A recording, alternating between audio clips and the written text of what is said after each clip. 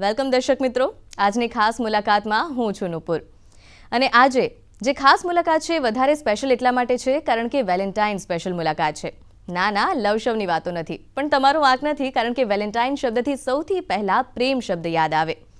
પણ જ્યારે વાત એક ગુજરાતીની હોય ત્યારે પેલું લેટેસ્ટ રિલીઝ ફિલ્મ છે ને હમણાં શાહરૂખ ખાનની, કહેવાય છે ને કે ગુજરાત કી હવા મેં બિઝનેસ હૈ, એટલે એને વેલેન્ટાઇન શબ્દમાં પણ બિઝનેસ દેખાય. એવા એક શખ્સ હર્ષદ ઠક્કર છે અત્યારે આપણી સાથે ETVના સ્ટુડિયોમાં. સર, ખૂબ ખૂબ વેલકમ છે આપણું. અને નમસ્કાર. જે રીતે મેં કહ્યું કે વેલેન્ટાઇન શબ્દમાં પણ બિઝનેસ દેખાય, એટલે દર્શકો થોડા કન્ફ્યુઝ છે કે હું શેની વાત કરી રહી છું, તો એ તમે જ એક્સપ્લેન કરી દો. વેલેન્ટાઇન શબ્દમાં બિઝનેસ દેખાય એ તો વાત ઠીક છે, પણ ગુજરાતીઓને હર જગ્યાએ બિઝનેસ દેખાય. વેલેન્ટાઇન અમારી બ્રાન્ડ નેમ છે and Valentine lounge wear, relax wear. અમારી એવી ફિલોસોફી છે કે એઝ અ હ્યુમન બિંગ માણસની 2/3 લાઈફ રિલેક્સ હોય, બિકોઝ અડધી જિંદગી રાતમાં જાય. On an average 30 to 40 holidays and resort અને તમે એમ ગણો તો મોસ્ટ ઓફ ટાઈમ તમારું રિલેક્સ માટે હોય, અને રિલેક્સ હોય પાછું કામ ઉપર આવવા માટે, રીલોડ થવા માટે. રાઈટ. તો અમારી ફિલોસોફી છે વેલેન્ટાઇન રિલેક્સ વેર. એટલે તમારો જે રિલેક્સ વેરનો ટાઈમ છે, જે તમારું સ્લીપિંગ ટાઈમ છે, જે તમારું ફેમિલી સાથેનો ટાઈમ છે, એની ક્લોથિંગ એટલે વેલેન્ટાઇન. રાઈટ. બહુ જ સરસ રીતે તમે એક્સપ્લેન કર્યું. એટલે જે ક્લોથિંગ બ્રાન્ડ છે તમારી, એનું નામ છે વેલેન્ટાઇન. એટલે સૌથી પહેલાં તો એ જ પૂછવાનું કે આટલું સરસ નામ તમને કેવી રીતે વિચાર આવ્યો? અમારી કંપનીનું નામ છે Ashapura intimate fashion limited, listed company છે. અને અમે લોકો જે રીતનું પ્રોડક્ટ બનાવીએ છીએ, ફૂલ ફેમિલી લાઈફ સાયકલ માટે રિલેક્સ વેર બનાવીએ છીએ. શાયદ વર્લ્ડમાં એવી કોઈ કંપની નથી જે ફૂલ ફેમિલી લાઈફ સાયકલ માટે રિલેક્સ વેર બનાવતી હોય. વેલેન્ટાઇન બ્રાન્ડની એક ઇન્ટરેસ્ટિંગ સ્ટોરી છે. મારું પાસ્ટ એક્સપિરિયન્સ એન્ડ મારા ખ્યાલથી 15 વર્ષની એજથી મને ઇનરવેર અને નાઇટવેર સાથે કામ કરવાનો મોકો મળ્યો, જે ઇન્ડિયાનો ફર્સ્ટ ઇનરવેર સ્ટોર હતો ચંદ્રલોક નેપેન્સી રોડ ઉપર. ત્યાં હું સેલ્સ મેનેજર હતો 18 વર્ષની એજ સુધી, અને 3 વર્ષનો એક્સપિરિયન્સ હતો ત્યાં. પછી એવું લાગ્યું એઝ એ ગુજરાતી આપણને ઓલવેઝ લાગતું હોય કે કંઈ પોતાનું કરવું જોઈએ. સાચી વાત છે. તો એક નાની કંપની મેન્યુફેક્ચરિંગ યુનિટ સ્ટાર્ટ કરવાની ઈચ્છા હતી. તો એના સર્વે માટે હું ઘણીવાર ગુજરાત યા MP યા રાજસ્થાન જતો હતો. એકવાર એક સવારની રિઝર્વેશન ટિકિટ નહીં મળતા એક નોર્મલ કોમન ડબ્બામાં મારે આવવાનું થયું. તો કોઈ ફિમેલ ગેટ ઉપર ઊભા હતા અને સારા ઘરના લાગતા હતા મને, અને હું બેઠો હતો. તો મને એવું લાગ્યું કે નહીં, એમને જગ્યા આપવી જોઈએ અને મારે ઊભું રહેવું જોઈએ. તો વાપી આવ્યું ત્યાં સુધી થોડું રિલેક્સ થઈ ગયેલું, થોડી ભીડ ઓછી થઈ ગયેલી. તો એમણે પૂછ્યું મને, તમે શું કરો છો? તો મેં એમને કીધું કે હું જસ્ટ આવી રીતે મારો બેકગ્રાઉન્ડ છે અને હવે પોતાનું એક પ્રોડક્ટ બ્રાન્ડ લોન્ચ કરવાની ઈચ્છા છે. તો કે શું નામ રાખશો? હવે જે એરિયામાં હું હતો ત્યાં બધા ઇન્ટરનેશનલ પ્રોડક્ટ ચાલતા હતા, એટલે એવું જ કંઈક નામ રાખવાની ઈચ્છા હતી. પણ એમણે કીધું કે તમે વેલેન્ટાઇન રાખો, એ તમારા માટે સારું રહેશે. એના પછી ક્યારેય મળવાનું નથી થયું એમના સાથે, પણ ઓલવેઝ લક ફેક્ટર મને એવું લાગે છે કે મારી જર્નીમાં ઓલવેઝ મારા સાથે રહ્યો. અને જે રીતે તમે કહ્યું કે એક સ્ટોરમાં તમે કામ કરતા હતા 18 વર્ષની ઉંમર, કે જે ઉંમર હજી તો સ્ટડીઝની હોય, અને એ ઉંમરે તમે કામ શરૂ કરી દીધું, અને ત્યાર પછી બહુ જલ્દી તમે કામને એનાલાઇઝ પણ કરવા માંડ્યા અને સમજી પણ બહુ જલ્દી ગયા કે કઈ રીતે આ બિઝનેસ ચાલે છે. તો એ જે આખી જર્ની છે, જે સ્ટ્રગલનો તમારો પીરિયડ છે, એની શરૂઆત કઈ રીતે થઈ અને કઈ રીતે આજે આ મુકામ સુધી પહોંચ્યા? મારી 13 વર્ષની એજમાં મેં મારા ફાધર મારી લાઈફમાં નહોતા, અને એજ્યુકેશન એક એવા નાના વિલેજમાં થયું. મારા ખ્યાલથી ગુજરાતની બોર્ડર છે, જખૌ કરીને એક ગામ છે, મારા ખ્યાલથી આઈ થિંક 3-3.5 હજારની પોપ્યુલેશન હશે. 10th સુધીની એક્ઝામ મેં ત્યાં આપી, અને જે દિવસે 10thની એક્ઝામ મારી કમ્પ્લીટ થઈ બીજા દિવસથી જ હું કામ ઉપર હતો. મારી ફેમિલીની એક મુલુંડમાં વિમલ મેચિંગ સેન્ટર કરીને દુકાન છે, ત્યાં એક નાનો લોન્જરી કાઉન્ટર હતો. જોઈન્ટ ફેમિલી છે આજે બી. તો અંકલે કીધું કે તારે આગળ અગર એજ્યુકેશનમાં તારો સારા માર્ક્સ છે, તારે જવું હોય તો તું ત્યાં જા, કોઈ પ્રોબ્લેમ નથી. પણ મેં કીધું નહીં, મને કામ જ કરવું છે. તો એમણે પૂછ્યું શ્યોર છે? મેં કીધું હા, હું શ્યોર છું. તો એમણે કીધું ઠીક છે, તો કાલથી તું આ કાઉન્ટર હેન્ડલ કરજે. તો મેં કીધું આજથી જ કરી શકું છું, કાલની જરૂર નથી. તો એ દિવસથી સ્ટાર્ટ થઈ ગયું. મુલુંડ એક ગુજરાતી એરિયા છે, અગેન કચ્છી ગુજરાતી એરિયા, અને ત્યાં 1-2 વર્ષ પછી મને એવું લાગ્યું કે હું અગર મારે ઇન્ટરનેશનલ બ્રાન્ડ સ્ટડી કરવા હશે, એ ટાઈમે મોલ અને ઓનલાઈન એવું કંઈ નહોતું. તો તમારે કંઈક ઇન્ટરનેશનલ પ્રોડક્ટ લેવા હોય તો તમારે ચંદ્રલોક કે એ સાઈડમાં જ જવું પડતું, બીજો કોઈ ઓપ્શન જ નહોતો. બિલકુલ.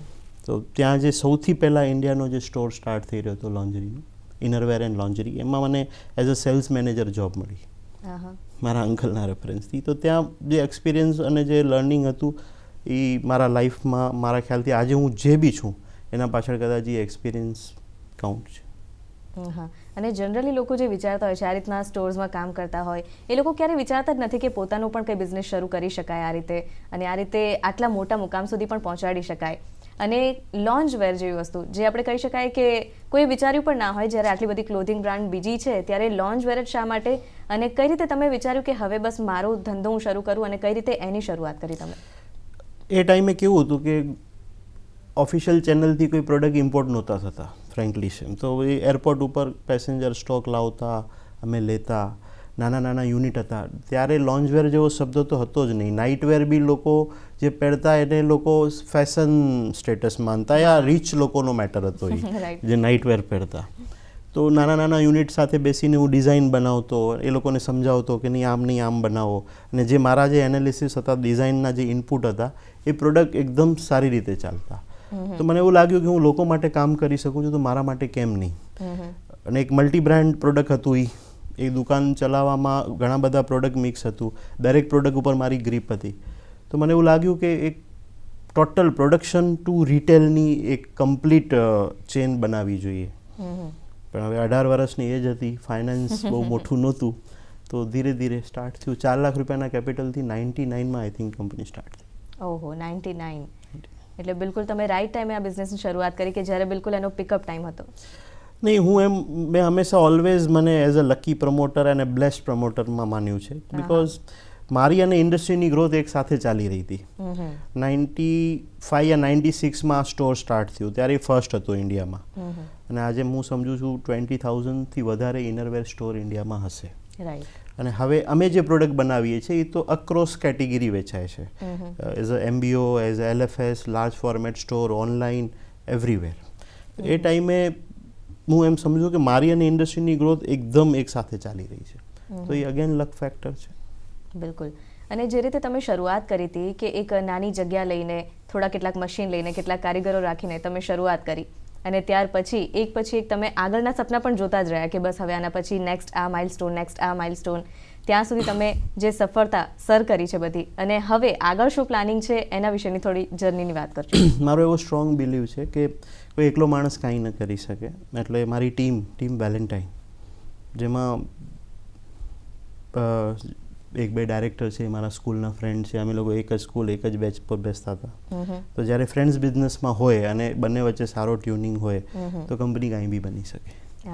ઇવન અમારી જે ટીમ છે, અમે એને સ્ટાફ નથી માનતા, કારણ કે મારી લાઈફમાં મેં ઓન એન એવરેજ 18 કલાકની એવરેજથી કામ કર્યું હશે, અને આજે બી મારી ઈચ્છા એવી જોઈએ કે 18-20 કલાક કામ કરવું જોઈએ.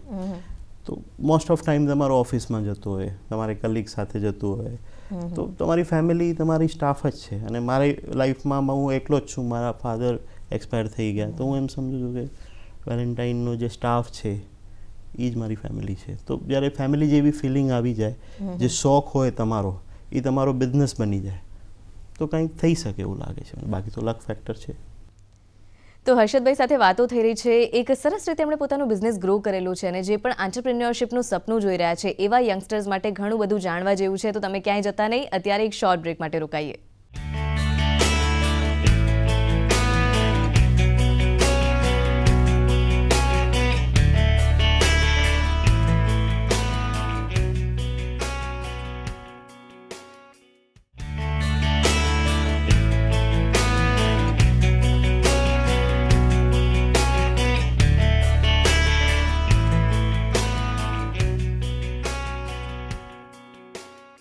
સાથે વેબસાઇટ પણ છે, ઓનલાઈન પણ અવેલેબલ છે બધા જ એપ્રિલ્સ, અને સાઇટ પણ બહુ જ સરસ રીતે મેનેજ થયેલી છે જો જોઈએ તો. અને સાઇટમાં પણ તમે કંઈક નવું કરવાના છો એવી વાત કરતા હતા, શું છે? અમે બધા જ બિઝનેસ માટે હું એમ માનું છું કે યા તો બિઝનેસ કરવું ન જોઈએ, અને કરવું જોઈએ તો દરેક સેલ્સ એક્ટિવિટીના એક અલગ ફ્લેવર છે. જ્યારે તમારે કોઈ શોપને પ્રોડક્ટ વેચવું છે તો એ શોપકીપર ઉપર ડિપેન્ડ છે, તો એના માટે અલગ માઇન્ડસેટની સેલ ટીમ જોઈએ. જ્યારે તમારે પોતાના દુકાનમાં કોઈ પ્રોડક્ટ વેચવું છે તો એના માટે તમારે અલગ માઇન્ડસેટ હોય. તમારે કોઈ પ્રોડક્ટ લાર્જ ફોર્મેટ સ્ટોરમાં વેચવું છે જે તમારાથી બહુ મોટા છે, તો એમનો આખો માઇન્ડસેટ જ અલગ છે. ઇવન ઓનલાઈન એક ઓલ ટુગેધર ડિફરન્ટ કેટેગરી. અને તમે કદાચ સરપ્રાઇઝ થશો કે એક સ્ટડી છે કે આફ્ટર ઇલેક્ટ્રોનિક્સ ઇનરવેર સૌથી હાઈએસ્ટ સર્ચિંગ આઇટમ્સ છે ઓનલાઈનમાં. તો આ મોટી ઓપોર્ચ્યુનિટી છે ઓનલાઈન. અને હું સમજુ છું કે અમે મોબાઈલ એપ બી ડેવલપ કરી છે એન્ડ્રોઈડ અને એપલ બંનેની. ઇવન અમે હવે જે અમારી સાઇડ ઉપર નોર્મલી તમે કોઈ બી ઓનલાઈન સાઇડ ઉપર જાઓ તો ફોટોગ્રાફ હોય, બહુ ફ્યુ પ્રોડક્ટની અંદર વિડીયો હોય. તો અમે હવે 100% પ્રોડક્ટ જે છે ઓન વિડીયોથી કનેક્ટ કરશું. અને વિડીયો બી ઇન્ફોર્મેશનવાળા વિડીયો જે તમને પ્રોડક્ટની ડિટેલ, કલર્સની અંદરની, ઇવન એક જેવી રીતે આપણે સ્ક્રિપ્ટ કહીએ ને, સ્ક્રિપ્ટ રાઇટિંગ થશે વિથ વિડીયો. ઓકે, એટલે ગેરંટી સાથે, બિલકુલ શ્યોરિટી સાથે કસ્ટમર સીધું બાય કરી શકે ઓનલાઈન. ઓનલાઈન માટે સૌથી ચેલેન્જ છે મારા હિસાબે રિટર્ન રેશિયો. બિલકુલ. અને એક બહુ સરસ વાત જે તમે કહેતા આવ્યા છો કે એક સૈનિકની જેમ ભલે આપણે બોર્ડર પર લડી નથી શકતા, પણ લોકોને રોજગાર આપીને દેશનું ભલું કરી શકીએ છીએ. એક બિઝનેસમેન તરીકે આનાથી વિશેષ કંઈ ન કરી શકાય. અને તમે બહુ સરસ આ કામ કરી રહ્યા છો કે લોકોને રોજગાર પણ મળી રહ્યું છે. તો એ વિશેના શું વિચારો છે તમારા? જો મારા હિસાબે ફાર્મિંગ પછી અગર કોઈ સેગમેન્ટ છે જે અનસ્કિલ લોકોને કામ આપી શકે તો એ એપેરલ સેગમેન્ટ છે. અને મારું એવું માનવું છે કે 3 થી 5 કરોડ લોકો ડાયરેક્ટ અને ઇનડાયરેક્ટ આ સેગમેન્ટથી એટેચ છે. જ્યારે આપણે ફેશનમાં હોઈએ એને પ્રિડિક્ટ કરવું બહુ મુશ્કેલ હોય, પણ ઇન્ડિયામાં શું છે, સિઝન્સ છે, કોટન છે, વેધર છે, મેન પાવર છે. અગર તમે આમ વિચારો કે આખા વર્લ્ડમાં કઈ ચીજો એવી કોમન છે જે લોકોને જોવે, ઇનરવેર, સોક્સ, હેન્કી, જે બેસિક છે, આખી દુનિયાને જોવાનું જ છે. તો અગર આપણે આ ટાઈપની કંઈ સિટી ડેવલપ કરી શકીએ તો એ 365 ડેઝ સાયકલવાળો બિઝનેસ છે. તો મને લાગે છે કે આવું વર્લ્ડમાં ક્યાં બી કોઈને એવું હોય કે મારે સોક્સ બનાવવા છે, જેમ અત્યારે લોકો વર્લ્ડની ફેક્ટરી ચાઇના કહી રહ્યા છે, રાઈટ? તો એ રીતે ઇન્ડિયા હોઈ શકે. ફેશનમાં કદાચ ન હોઈ શકે, પણ બેસિકમાં ડેફિનેટ હોઈ શકે. કારણ કે કોટનની કોસ્ટ, ઇવન ચાઇનાએ બી ઇન્ડિયાથી કોટન લેવું પડે છે. ને આ બધા પ્રોડક્ટ કોટનથી લિંક છે. તો એનાથી ફાર્મરનો ફાયદો થશે, લોકોને કામ બી મળશે, અનસ્કિલ સ્કિલને. અને આ એક એવો પ્રોડક્ટ, આ એક એવી કેટેગરી છે જેમાં તમે ટીમ એફર્ટ્સથી કામ કરો. તમે કોઈ દિવસ ગાર્મેન્ટ યુનિટ જોશો તો કોઈ કટિંગ કરી રહ્યો હશે, કોઈ સ્ટિચિંગના 4-5 લેયર હશે, પ્રોડક્ટ ફિનિશ થતાં 20-25 લોકોની એમાં ઇન્વોલ્વમેન્ટ હોય. તો ઇટ્સ અ ટીમ એફર્ટ્સ. બિલકુલ. એટલે એક બહુ સરસ દ્રષ્ટિકોણ છે તમારો. એક બિઝનેસમેનની સાથે એક સારા સિટીઝન તરીકે પણ તમે વિચારી રહ્યા છો. અને સ્ટોક માર્કેટમાં પણ તમે રજીસ્ટર કરાવી તમારી કંપનીને. તો એના વિશે થોડું કહેજો કે કઈ રીતે તમે એ રજિસ્ટ્રેશન કર્યું અને કઈ રીતે ત્યાં સુધી પહોંચ્યા, એટલી સફળતા સુધી. અને ત્યાર પછી પણ કંપની એટલો ગ્રોથ કર્યો છે કે શેર્સના ભાવ વધતા જ રહ્યા છે. શેરના પ્રાઇસ તો માર્કેટ ઉપર ડિપેન્ડ કરે છે, ઉપર નીચે થતા રહેશે. પરફોર્મન્સ સારું હોવું જોઈએ અને ઓલવેઝ પ્રમોટરની નિયત ઠીક હોવી જોઈએ, એવું મારું માનવું છે. સલાહ આપવી બહુ ઇઝી છે. હવે હું તમને મારો એક્ઝામ્પલ આપું તો જ્યારે કંપનીનો આઈપીઓની સાઇઝ તમે અગર જુઓ તો સૌથી નાનો આઈપીઓ હતો, સૌથી ઓછા પૈસા અમે રેઝ કર્યા. અને શેર હોલ્ડરના પૈસા મારા ખ્યાલથી 10 થી 11 ટાઈમ બન્યા 4 વર્ષમાં. મારા માટે કંપનીને આપવા માટે 2 જ વસ્તુ હતી. એસેટ્સ હતી, પહેલેથી જ મેં કંપની બુક્સમાં રાખેલી. આઈપીઓ પછી કોઈ એસેટ્સ નથી લીધી. પ્રોપર્ટી એસેટ્સની વાત થઈ રહી છે. બ્રાન્ડ મારા નામે હતી બીકોઝ 99 થી 2006 સુધી પ્રોપર્ટરશિપ કન્સર્ન હતી, તો ડેફિનેટ મારા નામે જ હોય. તો બિફોર આઈપીઓ બ્રાન્ડ બી મેં કંપનીને એસાઇન કરી દીધી. એટલે જે છે એ ઠીક છે, હું સૌથી મોટો શેર હોલ્ડર છું અને આપણે બીજી રીતે બી જોઈ શકીએ, પણ માઇનોરિટીને પૂરો હક આપવાની મેં કોશિશ કરી છે અને કરતો રહીશ. બહુ જ સરસ વિચારો છે. અને એક રીતે જોવા જઈએ તો ક્યાંક ને ક્યાંક મને ધીરુભાઈ અંબાણીની યાદ પણ આવી રહી છે. તમારા રોલ મોડલ કોણ છે? કોને ધ્યાનમાં રાખો છો તમે જ્યારે એક સારા બિઝનેસમેન તરીકે પોતાને ગ્રો કરવાનું વિચારો ત્યારે? એ તો બહુ મોટા લીઝન છે. એમણે તો જે કર્યું એ કોઈ કરી નહીં શકે શાયદ. ના, બિઝનેસ તમારો ઓલમોસ્ટ સિમિલર છે. એમનું પણ એ જ હતું, ટેક્સટાઇલ ઇન્ડસ્ટ્રીઝમાં જ હતા અને આ જ રીતના વિચારો હતા કે લોકોને પણ રોજગાર મળે. જી નહીં, થોડું વધારે પડતું થઈ જશે. હું સિર્ફ મારો રોલ મોડલ હું ફેસબુકના સીઈઓને માનું છું, કારણ કે મારી એવી પોતાની બી ઈચ્છા છે કે જે તમે એસેટ્સ બનાવો ઓવર ધ ટાઈમ, એક લિમિટ પછી એની કોઈ વેલ્યુ કેટલી બી મલ્ટિપલ કરો મતલબ નથી. તમે કંઈ સોસાયટીને આપીને જાઓ. તો જરૂરી નથી મોટો એમાઉન્ટ આપવાથી લોકોના ધ્યાનમાં રહેશે. તમારા આગળ જે છે તમે આપી શકો. અગર ઉપરવાળાએ મને આવો કોઈ ચાન્સ આપ્યું રિટાયરમેન્ટના ટાઈમમાં તો એવું કરવાની ઈચ્છા જરૂર છે. હા, એટલે સમાજ સેવામાં પણ એટલો જ ઇન્ટરેસ્ટ છે તમને? નહીં, સમાજ સેવાની વાત નથી. મારા ફાધર સમાજ સેવા પોલિટિક્સમાં જ હતા અને કદાચ હું આજે બી જે કાંઈ છું એમના કરેલા કામો અને કદાચ એમણે જેટલી સેવા કરી લોકોના, ઇવન અમારા એરિયામાં આજે બી 25 વર્ષ એમની ડેથને થઈ ગયા પણ આજે બી લોકો એમ લાગે છે કે કનેક્ટેડ છે. હું જાઉં છું તો મારાથી વધારે એમને યાદ કરે છે, તો કદાચ એમના દુઆઓ સાથે ચાલી રહી હશે. હા, બિલકુલ, એમના આશીર્વાદ તો છે જ. અને હર્ષદભાઈ, એ પણ ખાસ પૂછવા માંગીશું કે જે લોકો આ રીતે તમને જોઈને ઇન્સ્પિરેશન લેતા હોય અને પોતાનું આ રીતે બિઝનેસ શરૂ કરવાનું વિચારતા હોય, એમને તમે શું એડવાઇસ આપો છો અને કઈ રીતે શરૂઆત કરવી જોઈએ એક પાયોનિયર તરીકે? બહુ એક ઇન્ટરેસ્ટિંગ, મારી ઘણી બધી જગા ઉપર થેન્ક્સ ટુ મીડિયા અને લોકો મને ઇન્વાઇટ કરે છે ક્યારે બી કોઈ કોન્ફરન્સમાં, તો એક કોન્ફરન્સનો એક એક્ઝામ્પલ તમને આપીશ. બંને સાઈડ છે એટલે બંને સાઈડ તમે સમજી શકો. આખી કોન્ફરન્સ કમ્પ્લીટ થઈ ગયા પછી એક ભાઈએ મને પૂછ્યું કે તમને અફસોસ શું વસ્તુનો છે લાઈફમાં? તો મેં કીધું કે હું 10th પાસ છું ગુજરાતી મીડિયમમાં, એનો મને અફસોસ છે. કદાચ હું અગર વધારે ભણેલો હોત યા કદાચ હોઈ શકે નથી વધુ સ્પીડથી કામ કરત, હોઈ શકે, જરૂરી નથી. તો એમણે કીધું કે હવે એ પોતે સીએ હતા, એમણે કીધું કે હવે મને અફસોસ થાય છે કે હું શું કામ ભણ્યો. તો મેં એમને કીધું એવું નથી, અમારા જેવા 100 લોકો રિસ્ક લેતા હશે તો 0.1% સક્સેસ થાય એની સ્ટોરીઓ બને. જે ફ્લોપ જાય છે એને કોઈ પૂછતું નથી. અમારા આગળ ચાન્સ જ નહોતો રિસ્ક લેવા માટે, રિસ્ક સિવાય કંઈ હતું જ નહીં, તો રિસ્ક લેવાનું જ હતું. તો લખીલી ક્યારે રિસ્ક. પણ ઠીક છે, આજે જે રીતના India was a young country અને જે રીતનો હું માહોલ જોઈ રહ્યો છું, મને બહુ બ્રાઇટ ફ્યુચર દેખાય છે યંગસ્ટર્સની અંદર. અને અત્યારે સિર્ફ રિસ્ક કરતાં calculated risk is very important.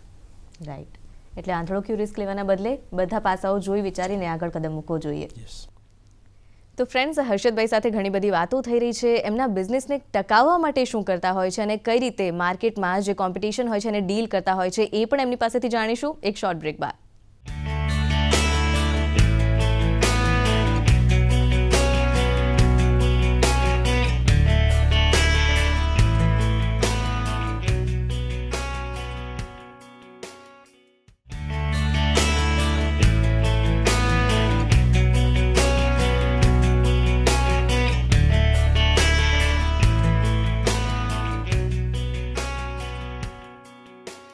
અને આખા એક્સપિરિયન્સમાં આખી જે જર્ની છે તમારી, એમાં સફળતા પણ મળી, ક્યારેક ફેલિયરનો પણ સામનો કરવો પડ્યો હશે, તો પર્સનલ લાઈફમાં જો જોવા જઈએ તમારા એક વ્યક્તિત્વમાં કેટલો ભાગ ભજ્યો આ બધી વસ્તુ અને કઈ રીતે ઘડાયા તમે એમાં?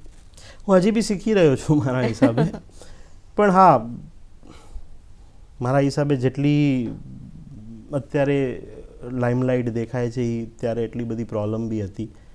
જેના ફાધર ન હોય, યંગ ટીમને કોઈએ ફાઇનાન્સ કરવું હોય તો 1000 તમે ફાઇનાન્સનો બિઝનેસ તો સમજો છો કેવી રીતે હોય. અને બ્રાન્ડ બિલ્ડિંગ અને manufacturing was a finance game. Right, અને તમે 4 લાખથી શરૂઆત કરી પણ એ વખતે 4 લાખની પણ એટલી જ વેલ્યુ. 4 લાખનું મારા ફાધર જ્યારે એક્સપાયર થયા ત્યારે એ પૈસા LICના હતા જે મારા માટે મૂકતા ગયા હતા. અને ઇવન મારા દાદીએ હું કચ્છી છું એટલે કચ્છી લોકોમાં એવું હોય કે મેરેજ જલ્દી થઈ જાય, તો એમણે કીધું કે ભાઈ આ 4 લાખમાં ત્યારે અમારે ત્યાં 1 BHK મળતો હતો કે તમે લઈ લો તો પછી સગાઈની વાતો કરીએ. પણ એ 4 લાખ રૂપિયા અમે કામમાં લગાડ્યા. એટલે એક સાચું ડિસિઝન કહી શકાય. હા, અત્યારે તો સાચું લાગે છે. એ વખતે રિસ્ક હતું. અત્યારે તો સાચું લાગે છે, પણ એ ટાઈમે બી મને કદાચ આજથી વધારે કોન્ફિડન્સ હતો. એમ શું હોય કે જ્યારે તમારું બિઝનેસ નાનું હોય ને ત્યારે તમે દરેક ઓપરેશનમાં ઇન્વોલ્વ. જેમ જેમ તમારો બિઝનેસ મોટું થતું જાય એમ તમારી ટીમ મોટી થતી જાય, તમે ઉપરથી ઓવરવ્યૂ કરો, દરેક ચીજ કરવાનો મોકો ન મળે. જ્યારે મારું એવું માનવું છે કે SMEમાં બહુ સ્ટ્રેન્થ છે. SME પ્રમોટર કંપનીના ઈચ એન્ડ એવરી પાર્ટથી જોડાયેલા હશે. એટલે તમે અગર સક્સેસ રેશિયો યા ફેલિયર રેશિયો કાઢશો તો SMEમાં ફેલિયર રેશિયો બહુ ઓછા આવશે. અને કદાચ કોઈ એવું ફેલિયર આવે તો બાકીના એસોસિએટ લોકો માટે લોસ મેકિંગ નહીં હોય. બિલકુલ સાચી વાત છે. અને ખાસ કરીને અત્યારે જ્યારે માર્કેટમાં આટલી કોમ્પિટિશન છે, દરેક ક્ષેત્રમાં, દરેક ફિલ્ડમાં, ગાર્મેન્ટ ફિલ્ડમાં પણ એટલી જ કોમ્પિટિશન છે, તો એને તમે કઈ રીતે ડીલ કરો છો અને કઈ રીતે એવો ટ્રાય કરો છો કે ના, મારી બ્રાન્ડ હંમેશા એવી જ રહે જેટલી એની ડિમાન્ડ છે, એ બિલકુલ ઘટે તો નહીં જ? હું કોમ્પિટિશનમાં બિલીવ જ નથી કરતો. હું એમ માનું છું કે Valentine was a boutique brand. It was a visionary. Brand always જે છે એ પ્રોડક્ટ નથી, એ લાઈફસ્ટાઈલ છે. બ્રાન્ડનો લોગો તમે પહેરેલો છે એ સેલ્ફ કોન્ફિડન્સ છે, એ તમારી એક પર્ટિક્યુલર લાઈફસ્ટાઈલની નિશાની છે. તો અમને એવું લાગે છે કે અમે એક લાઈફસ્ટાઈલ ડિઝાઇન કરીએ છીએ કે તમારે કેવું હોવું જોઈએ આ સિઝનમાં. જરૂરી નથી દરેક લોકો એનાથી કન્વિન્સ હોય. આટલી મોટી માર્કેટમાં મને તો કેટલી પર્સન્ટેજ ઓફ ક્લાયન્ટેજ જોઈએ. બિલકુલ સાચી વાત છે. અને હવે એક ખાસ એડવાઇસ જેમ મેં કહ્યું કે યંગસ્ટર્સને આપવાની હોય, એક વાક્યમાં કહેવાનું હોય તમારી આખી જર્નીનું જે સાર છે, તો કઈ રીતે કહેશો? હું ડેફિનેટ બે વસ્તુ મારા લાઈફમાં ઓલવેઝ કહીશ કે કન્ટ્રી ફર્સ્ટ. વેલેન્ટાઇન કદાચ એક એવી બ્રાન્ડ છે જે રેવન્યુ લાવશે ફ્યુચરમાં, યા લાવી બી રહી છે. એપરલ ટર્મ્સમાં ઇન્ડિયાની કોઈ બી બ્રાન્ડ પોતાના નામે એબ્રોડમાં વેચાઈ શકાય એવી કન્ડિશન અત્યારે નથી. સારી salwar kameez ethnic wear because Indian product છે, એટલે ત્યાં જે આપણા ઇન્ડિયન બહાર શિફ્ટ થયા છે એ લોકો લેશે, કોઈ બહારની કન્ટ્રીના લોકો નહીં લેશે. પણ આ અમે જે પ્રોડક્ટમાં છીએ એ દરેક લોકો પહેરી શકે, અને અત્યારે બી જે અમે એક્સપોર્ટ કરી રહ્યા છીએ કન્ટ્રીઝમાં એ અમારા નામથી કરી રહ્યા છે. અને આઉટ ઓફ ઇન્ડિયા કેટલી ડિમાન્ડ રહેતી હોય છે, કેટલી રીચ જે પ્રોડક્ટ અમે બનાવીએ છીએ અમારાથી લગભગ લોકોને કમ્પ્લેન હશે કે 100%ની જગ્યાએ અમે 55-60% જ સપ્લાય કરી શકીએ છીએ, બિકોઝ અમે લોકો વર્લ્ડની સૌથી મોટી પ્રોડક્ટ બાસ્કેટ બનાવીએ છીએ. તો જ્યારે તમારા આગળ ડિઝાઇનિંગ રેન્જ મોટી હશે અને તમે આખા ઇન્ડિયાનું કેલ્ક્યુલેશન ન કરી શકો, એટલે પ્લસ માઇનસ થવાનું જ છે. બટ ફેશનની આ પ્રોબ્લેમ રહેવાની છે કે તમારી સપ્લાય એનાથી ઉપર જઈ જ નહીં શકે. બિલકુલ. અને કસ્ટમરનો રિસ્પોન્સ મળતો હોય, કોઈ વાર કમ્પ્લેન પણ મળતી હોય, એને કઈ રીતે ડીલ કરતા હો છો તમે? નહીં, હું અગર મારી કંપનીમાં કોઈ વસ્તુ જોઉં છું તો સ્પેશિયલી કમ્પ્લેન હું ડેલી જોઈ લઈશ કે મારા શોરૂમમાં અગર કોઈને કોઈ કમ્પ્લેન છે. ઇવન અગર મારા કસ્ટમર કોઈ અનજેન્યુઇન બી કમ્પ્લેન લઈને આવશે કોઈ પ્રોડક્ટની, તો અમારો ક્લિયર ઇન્સ્ટ્રક્શન છે કે આર્ગ્યુમેન્ટ નથી કરવાનું, એમને તમે નવો પીસ આપી દો, થઈ શકે, એમાં કોઈ problem. Okay, thank you so much. આજે તમે અહીંયા આવ્યા, બહુ જ સરસ સરસ વાતો કરી, ઘણું બધું જાણવા પણ મળ્યું અને ઇન્સ્પિરેશન પણ મળ્યું તમારી પાસેથી ઘણું બધું. અને સાથે તમારી જે પ્રોડક્ટ્સ છે એ પણ માર્કેટમાં એટલી પોપ્યુલર છે કે અમે આશા રાખીએ કે આ જ રીતે તમે સફળતાઓના શિખર સર કરતા રહો. Thank you so much. તો ફ્રેન્ડ્સ, હર્ષદભાઈ ઠક્કર સાથે આજે આપણે વાતો કરી. ઘણા બધા ઇન્સ્પિરેશન એમની પાસેથી તમને પણ મળ્યા હશે, માર્ગદર્શન મળ્યા હશે. ખાસ કરીને એન્ટરપ્રિન્યોરશિપ જેના લોહીમાં છે એવા કહી શકાય કે ગુજરાતીઓ તો વિચારતા જ હોય છે હંમેશા પોતાનો બિઝનેસ કરવાનું, અને તમને ઘણું બધું શીખવા મળ્યું હશે એવી આશા રાખું છું. તો આ સાથે આ ખાસ મુલાકાતને સમાપ્ત કરવાનો સમય થઈ ગયો છે. મને આપો રજા.